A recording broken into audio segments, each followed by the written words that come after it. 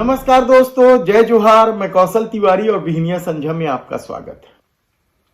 छत्तीसगढ़ में शिक्षा का बुरा हाल है। स्कूलों में शिक्षकों की कमी है तो भूपेश सरकार की महत्वाकांक्षी योजना आत्मानंद स्कूलों की भी हालत बदहाली की ओर जाता जा रहा है। लेकिन सरकार अपनी जिद पर अड़ी हुई है और शायद यही वजह है कि बीएड के अभ्यर्थियों को हाई कोर्ट से लेकर सुप्रीम कोर्ट और फिर हाई कोर्ट के चक्कर काटने पड़ रहे हैं। सब तरफ से सरकार की भद्द पिट रही है, लेकिन सरकार शायद झुकने को तैयार नहीं। और यही वजह है कि कल हाई कोर्ट ने छत्तीसगढ़ सरकार को सीधे सीधे अल्टीमेटम दिया है कि 7 दिनों के भीतर प्राथमिक शालाओं में डीएड अभ्यर्थियों की नियुक्ति की जाए। दरअसल सुप्रीम कोर्ट के बाद डीएड अभ्यर्थियों की नियुक्ति में हील हवाला को लेकर अभ्यर्थियों ने हाई कोर्ट में अवमानना की याचिका दायर की। इस याचिका की पहली सुनवाई पर हाई कोर्ट ने बीच का रास्ता अख्तियार करने की सलाह सरकार को दी थी। इनको भी नौकरी से ना निकालो, काम तो कर ही रहे। ये तो बीएड के बदले उसमें अपडेट कर सकते हैं और इनके लिए डीएड के लिए तो ऑलरेडी पोस्ट निकाले आपने, अभी फिर खाली है, तो क्यों नहीं बाय मीडिया निकाल लेते आप लोग? किसी की नौकरी नहीं जाएगी। लेकिन सरकार इस सलाह को भी मानने को तैयार नहीं है और यही वजह है कि कल जब सुनवाई हुई तो हाई कोर्ट के जज ने अधिकारियों को जमकर फटकार लगाई।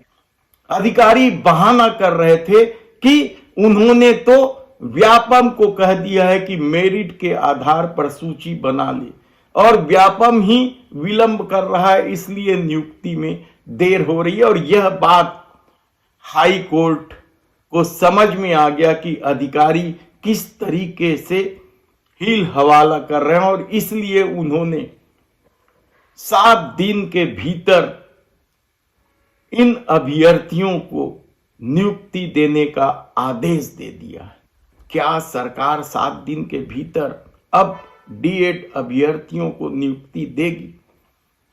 क्योंकि यही कुछ मामला एसआई भर्ती का था और हाई कोर्ट की चेतावनी के बाद उनकी नियुक्ति बड़ी मुश्किल से हो पाई थी।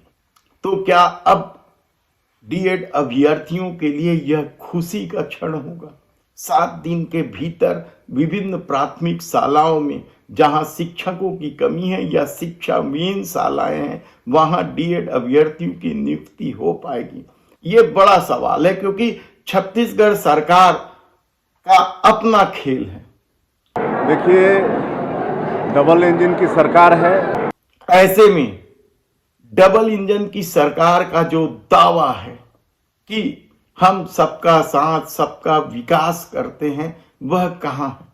और दूसरी तरफ अब नया फंडा शुरू हो गया है।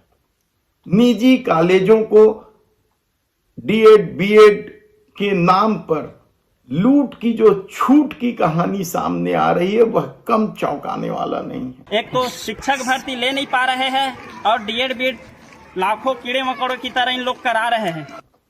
दरअसल डीएड और बीएड की सीट भरी ही नहीं जा रही थी और इससे परेशान थे कॉलेज, जो लोग डीएड और बीएड का पाठ्यक्रम चलाते हैं। और यही वजह है कि सरकार ने अब कह दिया कि 5% अंक पाने वाले अभ्यर्थी भी डीएड और बीएड कर सकते हैं।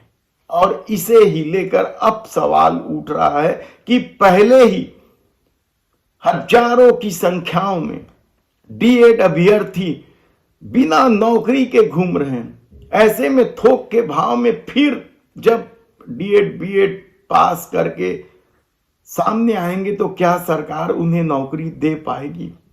हालांकि छत्तीसगढ़ में नौकरी की कमी नहीं है, खुद देश के प्रधानमंत्री नरेंद्र मोदी की गारंटी में है 57,000 शिक्षकों की भर्ती। विभिन्न विभागों में भी हजारों पद खाली पड़े हुए हैं, लेकिन सरकार क्या नौकरी देना ही नहीं चाहती?